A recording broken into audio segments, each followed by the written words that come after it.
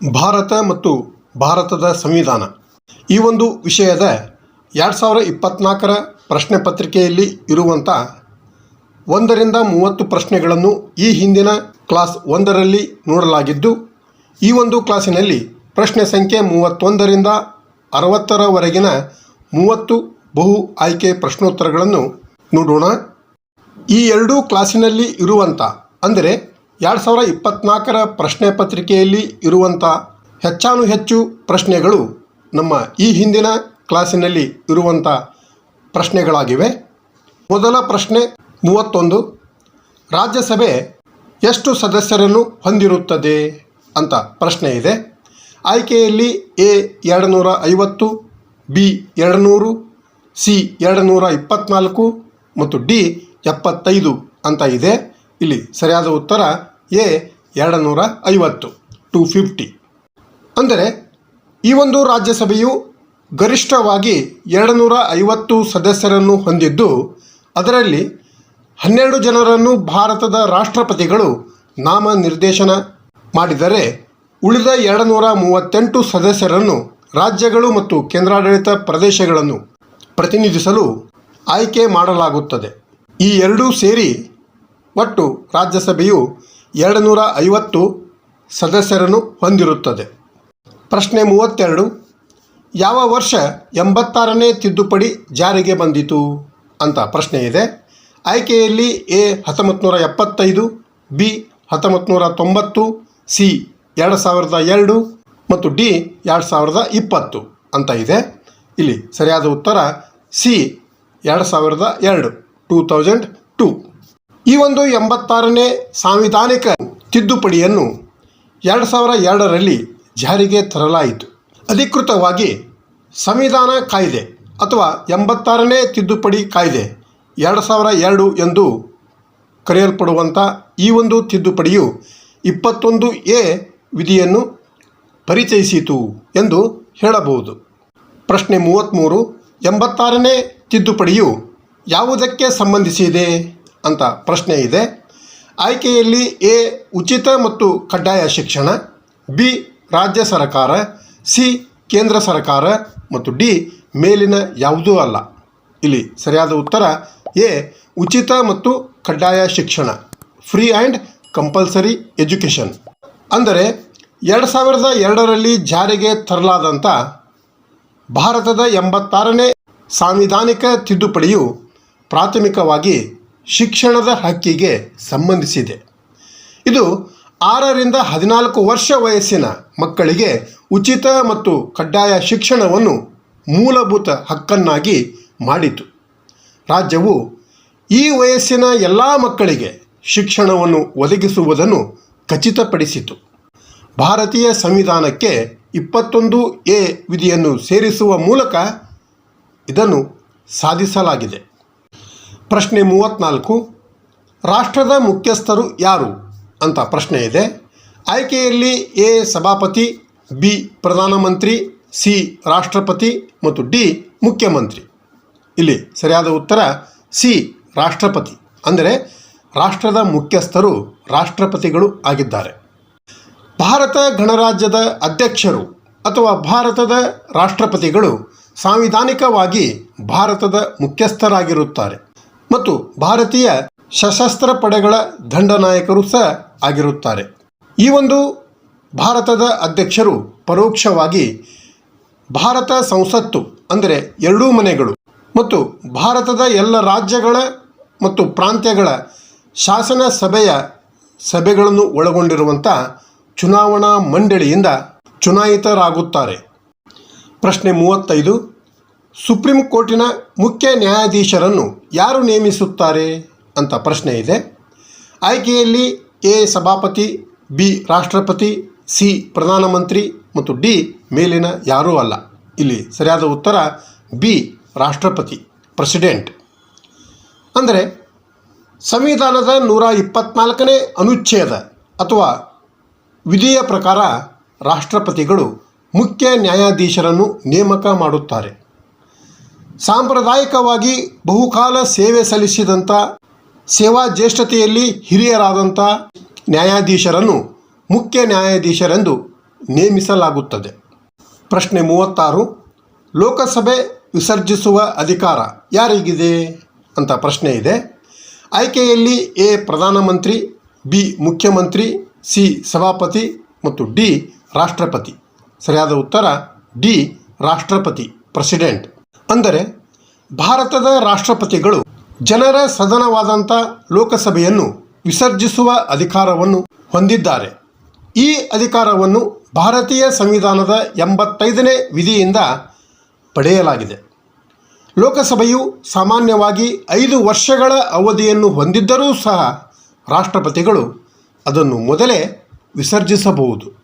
ಉದಾಹರಣೆಗೆ ಪ್ರಧಾನಮಂತ್ರಿಯ ಸಲಹೆಯ ಮೇರೆಗೆ ಅಥವಾ ಒಂದು ಕಾರ್ಯಸಾಧ್ಯ ಸರ್ಕಾರವನ್ನು ರಚಿಸಲು ಸಾಧ್ಯವಾಗದಿದ್ದರೆ ರಾಷ್ಟ್ರಪತಿಗಳು ಲೋಕಸಭೆಯನ್ನು ವಿಸರ್ಜಿಸಬಹುದು. ಪ್ರಶ್ನೆ 37. ಯಾವ ವಿಧಿ ಭಾರತೀಯ ಸಂವಿಧಾನ ತಿದ್ದುಪಡಿಗೆ ಸಂಬಂಧಿಸಿದೆ ಅಂತ ಪ್ರಶ್ನೆ ಇದೆ. ಆಯ್ಕೆಯಲ್ಲಿ ಎ 300, ಬಿ 350, ಸಿ 360 ಮತ್ತು ಡಿ 368. ಸರಿಯಾದ ಉತ್ತರ ಡಿ 368, 368. ಅಂದರೆ ಸಂವಿಧಾನದ 368ನೇ ವಿಧಿಯಲ್ಲಿ ಹೇಳಿರುವಂತೆ ಭಾರತೀಯ ಸಂಸತ್ತು ಸಂವಿಧಾನವನ್ನು ತಿದ್ದುಪಡಿ ಮಾಡುವ ಅಧಿಕಾರವನ್ನು ಹೊಂದಿದೆ. ಈ ಅಧಿಕಾರವನ್ನು ಸಂಸತ್ತಿನ ಎರಡೂ ಸದನಗಳಲ್ಲಿ ಸಂವಿಧಾನ ತಿದ್ದುಪಡಿ ಮಸೂದೆಯನ್ನು ಪರಿಚಯಿಸುವ ಪ್ರಕ್ರಿಯೆಯ ಮೂಲಕ ಚಲಾಯಿಸಲಾಗುತ್ತದೆ ಮತ್ತು ಅಂಗೀಕಾರಕ್ಕೆ ವಿಶೇಷ ಬಹುಮತದ ಅಗತ್ಯವಿರುತ್ತದೆ. ಪ್ರಶ್ನೆ 38. ಸಂವಿಧಾನ ತಿದ್ದುಪಡಿ ಮಾಡುವ ಅಧಿಕಾರ ಯಾರು ಹೊಂದಿದ್ದಾರೆ ಅಂತ ಪ್ರಶ್ನೆ ಇದೆ. ಆಯ್ಕೆಯಲ್ಲಿ ಎ ಪ್ರಧಾನಮಂತ್ರಿ, ಬಿ ರಾಷ್ಟ್ರಪತಿ, ಸಿ ಸಂಸತ್ತು ಮತ್ತು ಡಿ ಮುಖ್ಯಮಂತ್ರಿ. ಸರಿಯಾದ ಉತ್ತರ ಸಿ ಸಂಸತ್ತು, ಪಾರ್ಲಿಮೆಂಟ್. ಅಂದರೆ ಭಾರತೀಯ ಸಂವಿಧಾನದ 368ನೇ ವಿಧಿಯ ಅಡಿಯಲ್ಲಿ ಸಂಸತ್ತು ಸಂವಿಧಾನವನ್ನು ತಿದ್ದುಪಡಿ ಮಾಡುವ ಅಧಿಕಾರವನ್ನು ಹೊಂದಿದೆ. ಆದಾಗ್ಯೂ ತಿದ್ದುಪಡಿಯ ಪ್ರಕಾರವನ್ನು ಅವಲಂಬಿಸಿ ಅದಕ್ಕೆ ಸರಳ ಬಹುಮತ, ವಿಶೇಷ ಬಹುಮತ ಅಥವಾ ಕನಿಷ್ಠ ಅರ್ಧದಷ್ಟು ರಾಜ್ಯ ಶಾಸಕಾಂಗಗಳ ಅನುಮೋದನೆಯ ಅಗತ್ಯವಿರಬಹುದು. ರಾಷ್ಟ್ರಪತಿಗಳು ತಿದ್ದುಪಡಿ ಮಸೂದೆಗೆ ಒಪ್ಪಿಗೆ ನೀಡಬೇಕು, ಆದರೆ ಅದನ್ನು ಸ್ವಂತವಾಗಿ ತಿದ್ದುಪಡಿ ಮಾಡುವ ಅಧಿಕಾರವನ್ನು ಹೊಂದಿರುವುದಿಲ್ಲ. ಅಂದರೆ ಸಂಸತ್ತಿನ ಎರಡೂ ಸದನಗಳಿಂದ ಅಂಗೀಕಾರವಾದ ನಂತರ ಸಂವಿಧಾನ ತಿದ್ದುಪಡಿ ಮಸೂದೆಯು ಕಾನೂನಾಗಲು ರಾಷ್ಟ್ರಪತಿಗಳ ಒಪ್ಪಿಗೆಯ ಅಗತ್ಯವಿದೆ. ಪ್ರಶ್ನೆ 39. ಕೇಂದ್ರ ಪಟ್ಟಿಯ ಮೇಲೆ ಕಾನೂನುಗಳನ್ನು ಮಾಡುವ ಅಧಿಕಾರ ಯಾರಿಗಿದೆ ಅಂತ ಪ್ರಶ್ನೆ ಇದೆ. ಆಯ್ಕೆಯಲ್ಲಿ ಎ ರಾಜ್ಯ ಸರ್ಕಾರ, ಬಿ ಕೇಂದ್ರ ಸರ್ಕಾರ, ಸಿ ಸ್ಥಳೀಯ ಸರ್ಕಾರ ಮತ್ತು ಡಿ ಮೇಲಿನ ಯಾವುದೂ ಅಲ್ಲ ಅಂತ ಇದೆ. ಇಲ್ಲಿ ಸರಿಯಾದ ಉತ್ತರ ಬಿ ಕೇಂದ್ರ ಸರ್ಕಾರ, ಯೂನಿಯನ್ ಗೌರ್ಮೆಂಟ್. ಅಂದರೆ ಕೇಂದ್ರ ಪಟ್ಟಿಯಲ್ಲಿ ಕಾನೂನುಗಳನ್ನು ಮಾಡುವ ಅಧಿಕಾರವು ಕೇಂದ್ರ ಸರ್ಕಾರಕ್ಕೆ, ಅಂದರೆ ಸಂಸತ್ತಿಗೆ ಪ್ರತ್ಯೇಕವಾಗಿ ಇರುತ್ತದೆ. ಭಾರತದ ಸಂವಿಧಾನದಲ್ಲಿ ಕೆನಡಾ ಸಂವಿಧಾನದ ಮಾದರಿಯಲ್ಲಿ ಕೇಂದ್ರ ರಾಜ್ಯಗಳ ಮಧ್ಯ ಅಧಿಕಾರದ ವಿಭಜನೆ ಮಾಡಲಾಗಿದೆ. ಸಂವಿಧಾನದ 7ನೇ ಅನುಸೂಚಿಯ ಪ್ರಕಾರ ಕೇಂದ್ರ ಮತ್ತು ರಾಜ್ಯಗಳ ಅಧಿಕಾರಕ್ಕೆ ಸಂಬಂಧಿಸಿದಂತೆ 3 ಪಟ್ಟಿಗಳಿವೆ. ಅವುಗಳೆಂದರೆ 1 ಕೇಂದ್ರ ಪಟ್ಟಿ, 2 ರಾಜ್ಯ ಪಟ್ಟಿ ಮತ್ತು 3 ಸಮವರ್ತಿ ಪಟ್ಟಿಗಳಾಗಿವೆ. ಈ ಒಂದು ಪಟ್ಟಿಗಳಲ್ಲಿ ಒಂದಾದಂಥ ಕೇಂದ್ರ ಪಟ್ಟಿಯು 97 ವಿಷಯಗಳನ್ನು ಒಳಗೊಂಡಿದ್ದು ಸಂವಿಧಾನದ 7ನೇ ಅನುಸೂಚಿಯಲ್ಲಿ 246ನೇ ಅನುಚ್ಛೇದ, ಅಂದರೆ ವಿಧಿಯು 97 ವಿಷಯಗಳ ವಿವರಣೆ ಕೊಡುತ್ತದೆ. ಪ್ರಶ್ನೆ 40.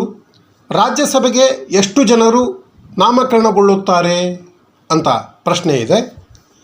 ಆಯ್ಕೆಯಲ್ಲಿ ಎ 12, ಬಿ 14, ಸಿ 16 ಮತ್ತು ಡಿ 18. ಸರಿಯಾದ ಉತ್ತರ ಎ 12. ಅಂದರೆ ಭಾರತದ ಸಂಸತ್ತಿನ ಮೇಲ್ಮನೆಯಾದಂಥ ರಾಜ್ಯಸಭೆಯು ಗರಿಷ್ಠ 250 ಸದಸ್ಯರನ್ನು ಹೊಂದಲು ವಿನ್ಯಾಸಗೊಳಿಸಲಾಗಿದೆ. ಈ ಸದಸ್ಯರು ರಾಜ್ಯಗಳು ಮತ್ತು ಕೇಂದ್ರಾಡಳಿತ ಪ್ರದೇಶಗಳಿಂದ 238 ಪ್ರತಿನಿಧಿಗಳನ್ನು ಮತ್ತು ರಾಷ್ಟ್ರಪತಿಗಳಿಂದ ನಾಮನಿರ್ದೇಶನಗೊಂಡಂಥ 12 ಸದಸ್ಯರನ್ನು ಒಳಗೊಂಡಿರುತ್ತದೆ. ಅಂದ ಮೇಲೆ ರಾಜ್ಯಸಭೆಗೆ 12 ಜನರು ನಾಮಕರಣಗೊಳ್ಳುತ್ತಾರೆ. ಪ್ರಶ್ನೆ 41. ರಾಷ್ಟ್ರಪತಿ ಗೈರು ಹಾಜರಾದಲ್ಲಿ ಪ್ರಧಾನಮಂತ್ರಿಗೆ ಯಾರು ಪ್ರಮಾಣ ವಚನ ಬೋಧಿಸುತ್ತಾರೆ ಅಂತ ಪ್ರಶ್ನೆ ಇದೆ. ಆಯ್ಕೆಯಲ್ಲಿ ಎ ಮುಖ್ಯಮಂತ್ರಿ, ಬಿ ಸಭಾಪತಿ, ಸಿ ಉಪರಾಷ್ಟ್ರಪತಿ ಮತ್ತು ಡಿ ಮೇಲಿನ ಯಾರೂ ಅಲ್ಲ. ಈ ಒಂದು ಆಯ್ಕೆಯಲ್ಲಿ ಇರುತ್ತಿರುವಂಥ ಮುಖ್ಯಮಂತ್ರಿ, ಸಭಾಪತಿ ಮತ್ತು ಉಪರಾಷ್ಟ್ರಪತಿ ಇವರ್ಯಾರು ರಾಷ್ಟ್ರಪತಿ ಗೈರು ಹಾಜರಾದಲ್ಲಿ ಪ್ರಧಾನಮಂತ್ರಿಗೆ ಪ್ರಮಾಣ ವಚನವನ್ನು ಬೋಧಿಸುವುದಿಲ್ಲ. ಆದ್ದರಿಂದ ಇಲ್ಲಿ ಸರಿಯಾದ ಆಯ್ಕೆ ಡಿ ಮೇಲಿನ ಯಾರೂ ಅಲ್ಲ, ನಾನ್ ಆಫ್ ದ ಅಬೋವ್. ಅಂದ ಮೇಲೆ ರಾಷ್ಟ್ರಪತಿಗಳು ಗೈರು ಹಾಜರಾದಾಗ ಭಾರತದ ಮುಖ್ಯ ನ್ಯಾಯಾಧೀಶರು ಪ್ರಧಾನಮಂತ್ರಿಗೆ ಪ್ರಮಾಣ ವಚನ ಬೋಧಿಸುತ್ತಾರೆ. ಇದು ಭಾರತೀಯ ಸಂವಿಧಾನದ 60ನೇ ವಿಧಿಯನ್ನು ಆಧರಿಸಿದೆ. ಇದು ಮುಖ್ಯ ನ್ಯಾಯಮೂರ್ತಿಗಳು ಅಥವಾ ಅವರ ಅನುಪಸ್ಥಿತಿಯಲ್ಲಿ ಸುಪ್ರೀಂ ಕೋರ್ಟಿನ ಅತ್ಯಂತ ಹಿರಿಯ ನ್ಯಾಯಾಧೀಶರು ತಾತ್ಕಾಲಿಕವಾಗಿ ರಾಷ್ಟ್ರಪತಿಗಳ ಕಾರ್ಯವನ್ನು ನಿರ್ವಹಿಸಲು ಅನುವು ಮಾಡಿಕೊಡುತ್ತದೆ. ಪ್ರಶ್ನೆ 42. ಪ್ರಸ್ತುತ ಕರ್ನಾಟಕ ವಿಧಾನಸಭೆಯ ಸಭಾಪತಿ ಯಾರು ಅಂತ ಪ್ರಶ್ನೆ ಇದೆ. ಆಯ್ಕೆಯಲ್ಲಿ A B S Yediyurappa, B Jagadish Shettar, C Basavaraj Horatti ಮತ್ತು ಡಿ ಮೇಲಿನ ಯಾರೂ ಅಲ್ಲ. ಇಲ್ಲಿ ಸರಿಯಾದ ಆಯ್ಕೆ ಡಿ ಮೇಲಿನ ಯಾರೂ ಅಲ್ಲ. ಅಂದರೆ ಆಯ್ಕೆ ಎ ಬಿ ಸಿಯಲ್ಲಿರುತ್ತಿರುವಂಥ ಈ ಮೂವರು ಪ್ರಸ್ತುತ ಕರ್ನಾಟಕ ವಿಧಾನಸಭೆಯ ಸಭಾಪತಿಗಳು ಅಲ್ಲ. ಅಂದ ಮೇಲೆ ಪ್ರಸ್ತುತ ಕರ್ನಾಟಕ ವಿಧಾನಸಭೆಯ ಸಭಾಪತಿ ಯಾರು ಅಂತ ನಾವು ನೋಡಿದಾಗ 2024ರಲ್ಲಿ ಕರ್ನಾಟಕ ವಿಧಾನಸಭೆಯ ಸ್ಪೀಕರ್ ಅಂದರೆ ಸಭಾಪತಿ UT ಖಾದರ್ ಫರೀದ್ ಆಗಿದ್ದು, 2023ರ ಕರ್ನಾಟಕ ವಿಧಾನಸಭೆಯ ಚುನಾವಣೆಯಲ್ಲಿ ಭಾರತೀಯ ರಾಷ್ಟ್ರೀಯ ಕಾಂಗ್ರೆಸ್ ವಿಜಯದ ನಂತರ ಅವರು 24 ಮೇ 2023ರಂದು ಅಧಿಕಾರ ವಹಿಸಿಕೊಂಡರು. UT ಖಾದರ್ ಅವರು ಭಾರತೀಯ ರಾಷ್ಟ್ರೀಯ ಕಾಂಗ್ರೆಸ್ನ ಹಿರಿಯ ರಾಜಕಾರಣಿ ಮತ್ತು ಮಂಗಳೂರು ಕ್ಷೇತ್ರವನ್ನು ಪ್ರತಿನಿಧಿಸುತ್ತಾರೆ. ಪ್ರಶ್ನೆ 43. ಮುಖ್ಯಮಂತ್ರಿಗೆ ಯಾರು ಪ್ರಮಾಣ ವಚನ ಬೋಧಿಸುತ್ತಾರೆ ಅಂತ ಪ್ರಶ್ನೆ ಇದೆ. ಆಯ್ಕೆಯಲ್ಲಿ ಎ ಸಭಾಪತಿ, ಬಿ ಉಪರಾಷ್ಟ್ರಪತಿ, ಸಿ ರಾಜ್ಯಪಾಲ ಮತ್ತು ಡಿ ಮೇಲಿನ ಯಾರೂ ಅಲ್ಲ. ಇಲ್ಲಿ ಸರಿಯಾದ ಉತ್ತರ ಸಿ ರಾಜ್ಯಪಾಲ, ಗವರ್ನರ್. ಅಂದರೆ ಮುಖ್ಯಮಂತ್ರಿಗೆ ಪ್ರಮಾಣ ವಚನವನ್ನು ಭಾರತದಲ್ಲಿ ಆಯಾ ರಾಜ್ಯದ ರಾಜ್ಯಪಾಲರು ಬೋಧಿಸುತ್ತಾರೆ. ಭಾರತೀಯ ಸಂವಿಧಾನದ 164ನೇ ವಿಧಿಯ ಪ್ರಕಾರ ಮುಖ್ಯಮಂತ್ರಿಯನ್ನು ರಾಜ್ಯಪಾಲರು ನೇಮಿಸುತ್ತಾರೆ ಮತ್ತು ಇತರ ಮಂತ್ರಿಗಳನ್ನು ಮುಖ್ಯಮಂತ್ರಿಯ ಸಲಹೆಯ ಮೇರೆಗೆ ರಾಜ್ಯಪಾಲರು ನೇಮಕ ಮಾಡುತ್ತಾರೆ. ಪ್ರಶ್ನೆ 44. ಕರ್ನಾಟಕ ವಿಧಾನಸಭೆಯ ಬಲ ಎಷ್ಟು ಅಂತ ಪ್ರಶ್ನೆ ಇದೆ.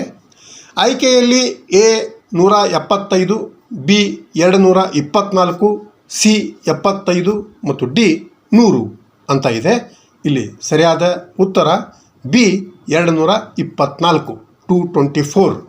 ಅಂದರೆ ಈ ಒಂದು ಕರ್ನಾಟಕ ವಿಧಾನಸಭೆ 224 ಚುನಾಯಿತ ಸದಸ್ಯರನ್ನು ಒಳಗೊಂಡಿದೆ. ಇದು ಕರ್ನಾಟಕ ಉಭಯ ಸದನಗಳ ಶಾಸಕಾಂಗದ ಕೆಳಮನೆಯಾಗಿದೆ. ಹೆಚ್ಚುವರಿ ಸಂದರ್ಭಕ್ಕಾಗಿ ಮೇಲ್ಮನೆಯಾಗಿರುವಂಥ ಕರ್ನಾಟಕ ವಿಧಾನ ಪರಿಷತ್ 75 ಸದಸ್ಯರನ್ನು ಒಳಗೊಂಡಿದೆ.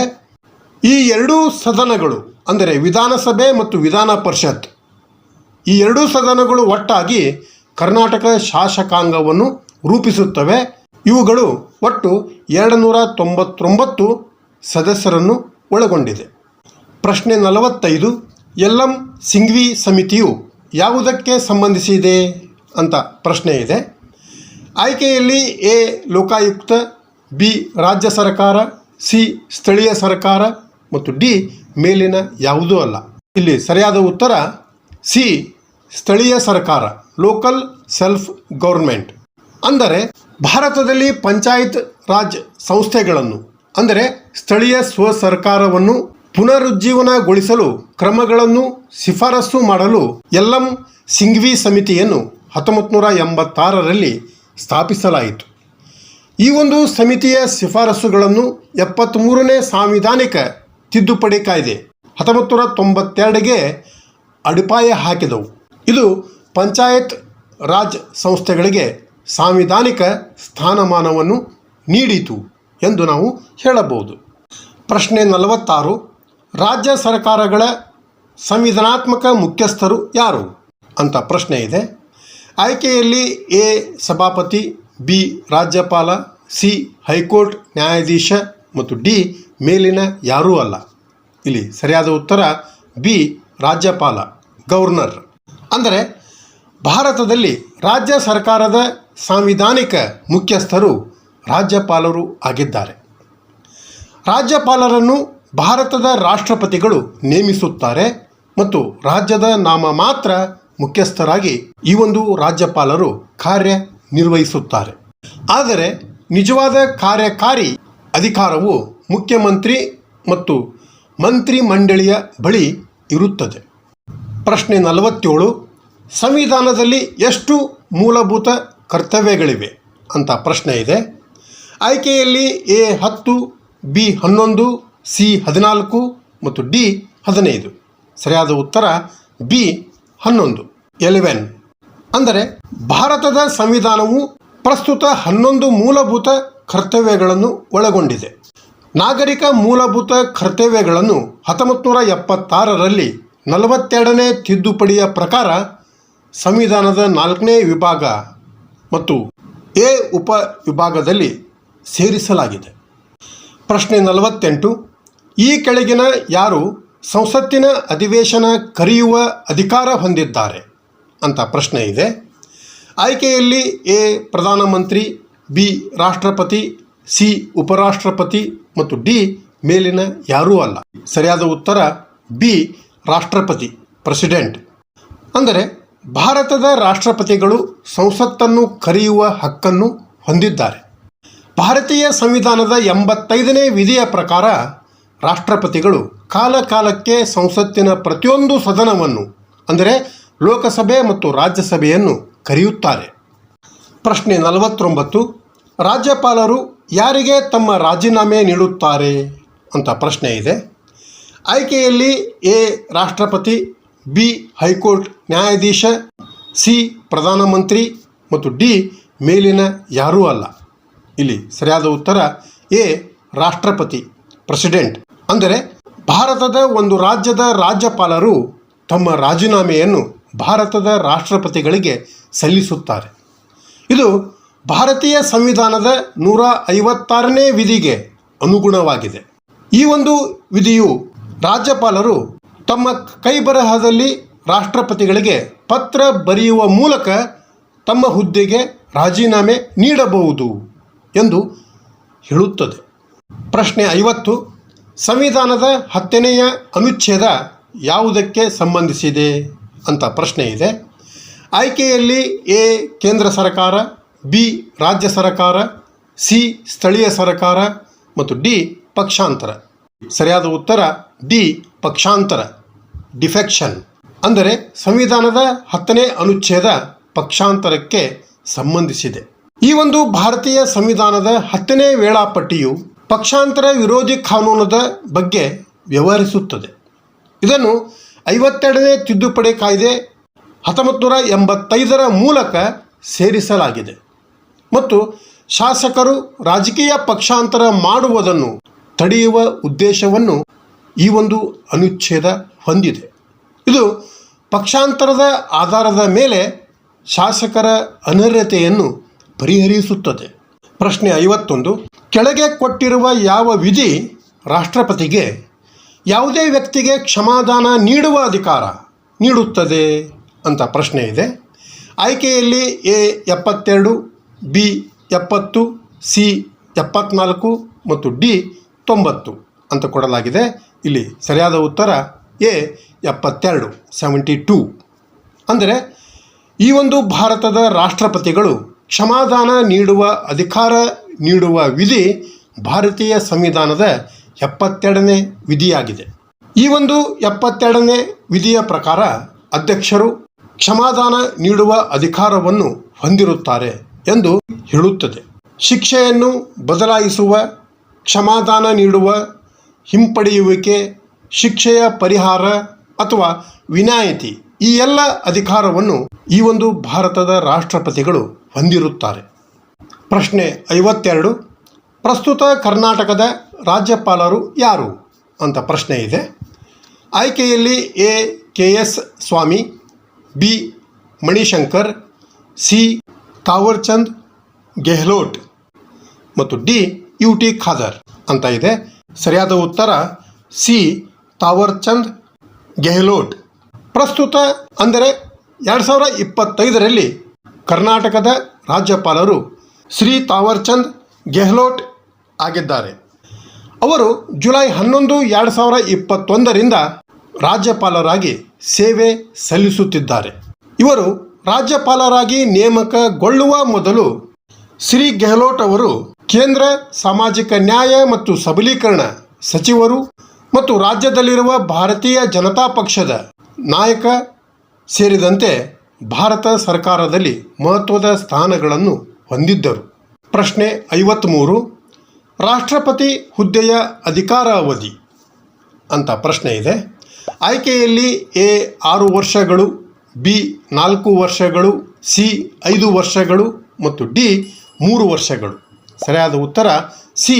5 ವರ್ಷಗಳು, 5 ಇಯರ್ಸ್. ಅಂದರೆ ಭಾರತದ ಸಂವಿಧಾನದ 56ನೇ ವಿಧಿಯ ಪ್ರಕಾರ ಭಾರತದ ರಾಷ್ಟ್ರಪತಿಗಳ ಅಧಿಕಾರ ಅವಧಿಯು ಅವರು ತಮ್ಮ ಹುದ್ದೆಯನ್ನು ವಹಿಸಿಕೊಂಡ ದಿನಾಂಕದಿಂದ 5 ವರ್ಷಗಳಾಗಿರುತ್ತದೆ. ಆದಾಗ್ಯೂ ರಾಷ್ಟ್ರಪತಿಗಳು ಮರು ಆಯ್ಕೆಗೆ ಅರ್ಹರಾಗಿರುತ್ತಾರೆ ಮತ್ತು ಬಹು ಅವಧಿಗೆ ಸೇವೆ ಸಲ್ಲಿಸಬಹುದು. ಪ್ರಶ್ನೆ 54. ಲೋಕಸಭೆಗೆ ಸ್ಪರ್ಧಿಸಲು ಕನಿಷ್ಠ ವಯಸ್ಸು ಅಂತ ಪ್ರಶ್ನೆ ಇದೆ. ಆಯ್ಕೆಯಲ್ಲಿ ಎ. 25 ವರ್ಷಗಳು, ಬಿ. 30 ವರ್ಷಗಳು, ಸಿ. 35 ವರ್ಷಗಳು ಮತ್ತು ಡಿ. 40 ವರ್ಷಗಳು. ಇಲ್ಲಿ ಸರಿಯಾದ ಉತ್ತರ ಎ. 25 ವರ್ಷಗಳು, 25 ಇಯರ್ಸ್.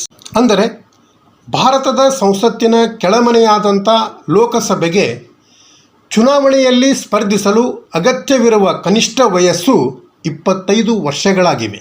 ಈ ಅಗತ್ಯವನ್ನು ಭಾರತದ ಸಂವಿಧಾನದ 84ನೇ ಬಿ ವಿಧಿಯಲ್ಲಿ ನಿಗದಿಪಡಿಸಲಾಗಿದೆ ಮತ್ತು 1951ರ ಜನತಾ ಪ್ರಾತಿನಿಧ್ಯ ಕಾಯ್ದೆ ಸೆಕ್ಷನ್ 36ರ ಮೂಲಕ ಅದನ್ನು ಮತ್ತಷ್ಟು ಬಲಪಡಿಸಲಾಗಿದೆ. ಅಂದರೆ ವಯಸ್ಸಿನ ಮಾನದಂಡದ ಜೊತೆಗೆ ಅಭ್ಯರ್ಥಿಯು ಭಾರತದ ಪ್ರಜೆಯಾಗಿರಬೇಕು ಮತ್ತು ಯಾವುದೇ ಸಂಸದೀಯ ಕ್ಷೇತ್ರದಲ್ಲಿ ನೋಂದಾಯಿತ ಮತದಾರರಾಗಿರಬೇಕು. ಪ್ರಶ್ನೆ 55. ರಾಜ್ಯಸಭೆಗೆ ಸ್ಪರ್ಧಿಸಲು ಕನಿಷ್ಠ ವಯಸ್ಸು ಅಂತ ಪ್ರಶ್ನೆ ಇದೆ. ಆಯ್ಕೆಯಲ್ಲಿ ಎ. 30 ವರ್ಷಗಳು, ಬಿ. 25 ವರ್ಷಗಳು, ಸಿ. 35 ವರ್ಷಗಳು ಮತ್ತು ಡಿ. 36 ವರ್ಷಗಳು ಅಂತ ಇದೆ. ಇಲ್ಲಿ ಸರಿಯಾದ ಉತ್ತರ ಎ. 30 ವರ್ಷಗಳು, 30 ಇಯರ್ಸ್. ಅಂದರೆ ಭಾರತೀಯ ಸಂಸತ್ತಿನ ಮೇಲ್ಮನೆಯಾದಂಥ ರಾಜ್ಯಸಭೆಗೆ ಚುನಾವಣೆಗೆ ಸ್ಪರ್ಧಿಸಲು ಒಬ್ಬ ವ್ಯಕ್ತಿಗೆ ಕನಿಷ್ಠ 30 ವರ್ಷ ವಯಸ್ಸಾಗಿರಬೇಕು. ಈ ಅಗತ್ಯವನ್ನು ಭಾರತದ ಸಂವಿಧಾನದ 84ನೇ ವಿಧಿಯ ಅಡಿಯಲ್ಲಿ ನಿಗದಿಪಡಿಸಲಾಗಿದೆ. ಈ ಒಂದು ವಿಧಿಯು ಸಂಸತ್ತಿನಲ್ಲಿ ಸದಸ್ಯತ್ವಕ್ಕೆ ಅಗತ್ಯವಾದಂಥ ಅರ್ಹತೆಗಳನ್ನು ವಿವರಿಸುತ್ತದೆ. ವಯಸ್ಸಿನ ಮಾನದಂಡದ ಜೊತೆಗೆ ಸಂವಿಧಾನವು ಅಭ್ಯರ್ಥಿಯು ಭಾರತದ ಪ್ರಜೆಯಾಗಿರಬೇಕು ಮತ್ತು ಯಾವುದೇ ಇತರ ಅರ್ಹತೆಗಳನ್ನು ಪೂರೈಸಬೇಕು ಎಂದು ನಿರ್ದಿಷ್ಟಪಡಿಸುತ್ತದೆ. 1951ರ ಜನತಾ ಪ್ರಾತಿನಿಧ್ಯ ಕಾಯ್ದೆಯ ಪ್ರಕಾರ ಅಭ್ಯರ್ಥಿಯು ಯಾವ ರಾಜ್ಯದಿಂದ ಸ್ಪರ್ಧಿಸಲು ಬಯಸುತ್ತಾರೋ ಆ ರಾಜ್ಯದಿಂದ ಸಂಸತ್ತಿನ ಚುನಾವಣೆಯಲ್ಲಿ ಮತದಾರನಾಗಿರಬೇಕು. ಈ ಎಲ್ಲ ಅಂಶಗಳನ್ನು ಸಂವಿಧಾನದ 84ನೇ ವಿಧಿಯು ಒಳಗೊಂಡಿದೆ. ಪ್ರಶ್ನೆ 56. ಭಾರತದ ಪ್ರಧಾನಮಂತ್ರಿ ಯಾರಿಗೆ ಜವಾಬ್ದಾರರಾಗಿರುತ್ತಾರೆ ಅಂತ ಪ್ರಶ್ನೆ ಇದೆ. ಆಯ್ಕೆಯಲ್ಲಿ ಎ. Lok Sabha, B. ರಾಜ್ಯಸಭೆ, ಸಿ. ಸುಪ್ರೀಂ ಕೋರ್ಟ್ ಮತ್ತು ಡಿ. ವಿಧಾನಸಭೆ. ಸರಿಯಾದ ಉತ್ತರ ಎ. ಲೋಕಸಭಾ. ಅಂದರೆ ಭಾರತದ ಪ್ರಧಾನಮಂತ್ರಿಗಳು ಲೋಕಸಭೆಗೆ ಜವಾಬ್ದಾರರಾಗಿರುತ್ತಾರೆ. ಇದು ಭಾರತದ ಸಂಸತ್ತಿನ ಕೆಳಮನೆಯಾಗಿದೆ. ಇದರರ್ಥ ಪ್ರಧಾನಿ ಮತ್ತು ಮಂತ್ರಿ ಮಂಡಳಿಯು ಅಧಿಕಾರದಲ್ಲಿ ಉಳಿಯಲು ಲೋಕಸಭೆಯಲ್ಲಿ ಬಹುಮತದ ವಿಶ್ವಾಸವನ್ನು ಉಳಿಸಿಕೊಳ್ಳಬೇಕು. ಲೋಕಸಭೆಯು ಅವರ ವಿರುದ್ಧ ಅವಿಶ್ವಾಸ ನಿರ್ಣಯವನ್ನು ಅಂಗೀಕರಿಸಿದರೆ ಅವರು ರಾಜೀನಾಮೆ ನೀಡಬೇಕಾಗುತ್ತದೆ. ಪ್ರಶ್ನೆ 57, ಸಂವಿಧಾನ ಎಂದರೇನು ಅಂತ ಪ್ರಶ್ನೆ ಇದೆ. ಆಯ್ಕೆಯಲ್ಲಿ ಎ ಒಂದು ಪುಸ್ತಕ, ಬಿ ರಾಜ್ಯದ ಮೂಲಭೂತ ಕಾಯ್ದೆ ಅಥವಾ ಕಾನೂನು, ಸಿ ಕಾನೂನುಗಳು ಮತ್ತು ಡಿ ಮೇಲಿನ ಯಾವುದೂ ಅಲ್ಲ. ಇಲ್ಲಿ ಸರಿಯಾದ ಉತ್ತರ ಬಿ ರಾಜ್ಯದ ಮೂಲಭೂತ ಕಾಯ್ದೆ ಅಥವಾ ಕಾನೂನು, fundamental law of the state. ಅಂದರೆ ಸಂವಿಧಾನವು ಸರ್ಕಾರದ ಚೌಕಟ್ಟನ್ನು ರೂಪಿಸುವ, ವಿವಿಧ ಸಂಸ್ಥೆಗಳ ಅಧಿಕಾರ ಮತ್ತು ಕರ್ತವ್ಯಗಳನ್ನು ವ್ಯಾಖ್ಯಾನಿಸುವ ಮತ್ತು ನಾಗರಿಕ ಹಕ್ಕುಗಳನ್ನು ರಕ್ಷಿಸುವಂಥ ಮೂಲಭೂತ ಕಾನೂನು ಆಗಿದೆ. ಸಂವಿಧಾನವು ಒಂದು ದೇಶ ಅಥವಾ ಸಂಘಟನೆಯನ್ನು ಹೇಗೆ ಆಡಳಿತ ಮಾಡಲಾಗುತ್ತದೆ ಎಂಬುದನ್ನು ವಿವರಿಸುವ ಮೂಲಭೂತ ತತ್ವಗಳು ಅಥವಾ ಸ್ಥಾಪಿತ ಪೂರ್ವ ನಿರ್ದೇಶನಗಳ ಗುಂಪಾಗಿದೆ. ಇದು ಸರ್ಕಾರಿ ಸಂಸ್ಥೆಗಳ ರಚನೆ, ಅಧಿಕಾರಗಳು ಮತ್ತು ಕರ್ತವ್ಯಗಳನ್ನು ವ್ಯಾಖ್ಯಾನಿಸುತ್ತದೆ ಮತ್ತು ಜನರಿಗೆ ಕೆಲವು ಹಕ್ಕುಗಳನ್ನು ಖಾತರಿಪಡಿಸುತ್ತದೆ. ಈ ಒಂದು ಸಂವಿಧಾನ. ಪ್ರಶ್ನೆ 58, ಭಾರತದ ಸರ್ವೋಚ್ಚ ನ್ಯಾಯಾಲಯ ಎಂದು ಸ್ಥಾಪಿತವಾಯಿತು ಅಂತ ಪ್ರಶ್ನೆ ಇದೆ. ಆಯ್ಕೆಯಲ್ಲಿ ಎ 1947, ಬಿ 1950, ಸಿ 1951 ಮತ್ತು ಡಿ 1952. ಇಲ್ಲಿ ಸರಿಯಾದ ಉತ್ತರ ಬಿ 1950, 1950. ಅಂದರೆ ಈ ಒಂದು ಭಾರತದ ಸುಪ್ರೀಂ ಕೋರ್ಟನ್ನು, ಅಂದರೆ ಸರ್ವೋಚ್ಚ ನ್ಯಾಯಾಲಯವನ್ನು ಜನವರಿ 28, 1950ರಂದು ಸ್ಥಾಪಿಸಲಾಯಿತು. ಇದು ಭಾರತದ ಫೆಡರಲ್ ನ್ಯಾಯಾಲಯದ ನಂತರ ಅಸ್ತಿತ್ವಕ್ಕೆ ಬಂದಿತು ಮತ್ತು ಇದು ಭಾರತದ ಸಂವಿಧಾನದ ಅಡಿಯಲ್ಲಿ ಅತ್ಯುನ್ನತ ನ್ಯಾಯಾಂಗ ವೇದಿಕೆ ಮತ್ತು ಅಂತಿಮ ಮೇಲ್ಮನವಿ ನ್ಯಾಯಾಲಯವಾಗಿದೆ. ಪ್ರಶ್ನೆ 59, UPSC ಚೇರ್ಮನ್ನರನ್ನು ಯಾರು ನೇಮಿಸುತ್ತಾರೆ ಅಂತ ಪ್ರಶ್ನೆ ಇದೆ. ಆಯ್ಕೆಯಲ್ಲಿ ಎ ಪ್ರಧಾನಮಂತ್ರಿ, ಬಿ ರಾಜ್ಯಪಾಲ, ಸಿ ಸಭಾಪತಿ ಮತ್ತು ಡಿ ಮೇಲಿನ ಯಾರೂ ಅಲ್ಲ. ಸರಿಯಾದ ಆಯ್ಕೆ ಎಂದರೆ ಡಿ ಮೇಲಿನ ಯಾರೂ ಅಲ್ಲ, ನಾನ್ ಆಫ್ ದ ಅಬೌವ್. ಅಂದರೆ ಈ ಒಂದು ಆಯ್ಕೆಯಲ್ಲಿ ಇರುತ್ತಿರುವಂಥ ಪ್ರಧಾನಮಂತ್ರಿ, ರಾಜ್ಯಪಾಲ ಮತ್ತು ಸಭಾಪತಿ ಇವರ್ಯಾರೂ UPSC ಚೇರ್ಮನ್ನರನ್ನು ನೇಮಿಸುವುದಿಲ್ಲ. ಅಂದ ಮೇಲೆ ಈ ಒಂದು UPSC ಅಧ್ಯಕ್ಷರನ್ನು ಭಾರತದ ರಾಷ್ಟ್ರಪತಿಗಳು ನೇಮಿಸುತ್ತಾರೆ. ಭಾರತದ ರಾಷ್ಟ್ರಪತಿಗಳು ಭಾರತೀಯ ಸಂವಿಧಾನದ 316ನೇ ವಿಧಿಯ ಅಡಿಯಲ್ಲಿ UPSC ಅಂದರೆ ಕೇಂದ್ರ ಲೋಕಸೇವಾ ಆಯೋಗದ ಅಧ್ಯಕ್ಷರನ್ನು ನೇಮಿಸುತ್ತಾರೆ. ಕೊನೆಯ ಪ್ರಶ್ನೆ 60, ಭಾರತದ ಸಂವಿಧಾನದ ಯಾವ ಭಾಗ ತುರ್ತು ಪರಿಸ್ಥಿತಿ ಅಧಿಕಾರಗಳಿಗೆ ಸಂಬಂಧಿಸಿದೆ ಅಂತ ಪ್ರಶ್ನೆ ಇದೆ. ಆಯ್ಕೆಯಲ್ಲಿ ಎ ಭಾಗ 1, ಬಿ ಭಾಗ 5, ಸಿ ಭಾಗ 15 ಮತ್ತು ಡಿ ಭಾಗ 18 ಅಂತ ಕೊಡಲಾಗಿದೆ. ಇಲ್ಲಿ ಸರಿಯಾದ ಉತ್ತರ ಡಿ ಭಾಗ 18, ಪಾರ್ಟ್ 18. ಅಂದರೆ ಈ ಒಂದು ತುರ್ತು ಅಧಿಕಾರಗಳ ಬಗ್ಗೆ ವ್ಯವಹರಿಸುವಂಥ ಭಾರತೀಯ ಸಂವಿಧಾನದ 18ನೇ ಭಾಗದಲ್ಲಿ 352ರಿಂದ 360ರವರೆಗಿನ ವಿಧಿಗಳು ತುರ್ತು ಪರಿಸ್ಥಿತಿಗೆ ಸಂಬಂಧಿಸಿದಂಥ ವಿವರಣೆ ನೀಡುತ್ತವೆ. ಈ ಭಾಗದ ಅಡಿಯಲ್ಲಿ 3 ರೀತಿಯ ತುರ್ತು ಪರಿಸ್ಥಿತಿಗಳನ್ನು ಒದಗಿಸಲಾಗಿದೆ. ಒಂದು, ರಾಷ್ಟ್ರೀಯ ತುರ್ತು ಪರಿಸ್ಥಿತಿ. ಇದು ವಿಧಿ 352 ಆಗಿದ್ದು ಯುದ್ಧ, ಬಾಹ್ಯ ಆಕ್ರಮಣ ಅಥವಾ ಸಶಸ್ತ್ರ ದಂಗೆಗಳ ಆಧಾರದ ಮೇಲೆ ಘೋಷಿಸಲಾಗಿದೆ. ಇನ್ನು 2, ರಾಜ್ಯ ತುರ್ತು ಪರಿಸ್ಥಿತಿ. ಅಂದರೆ ರಾಷ್ಟ್ರಪತಿಗಳ ಆಳ್ವಿಕೆ ಇದ್ದಾಗ ಕೈಗೊಳ್ಳುವಂಥ ಪರಿಸ್ಥಿತಿ ರಾಜ್ಯ ತುರ್ತು ಪರಿಸ್ಥಿತಿ. ಇದು ವಿಧಿ 356 ಆಗಿದೆ. ಅಂದರೆ ರಾಜ್ಯ ಸರ್ಕಾರವು ಸಾಂವಿಧಾನಿಕ ನಿಬಂಧನೆಗಳ ಪ್ರಕಾರ ಕಾರ್ಯನಿರ್ವಹಿಸಲು ಸಾಧ್ಯವಾಗದಿದ್ದಾಗ ಈ ಒಂದು ವಿಧಿಯನ್ನು ವಿಧಿಸಿ ರಾಷ್ಟ್ರಪತಿಗಳ ಆಳ್ವಿಕೆಯನ್ನು ತರಲಾಗುತ್ತದೆ.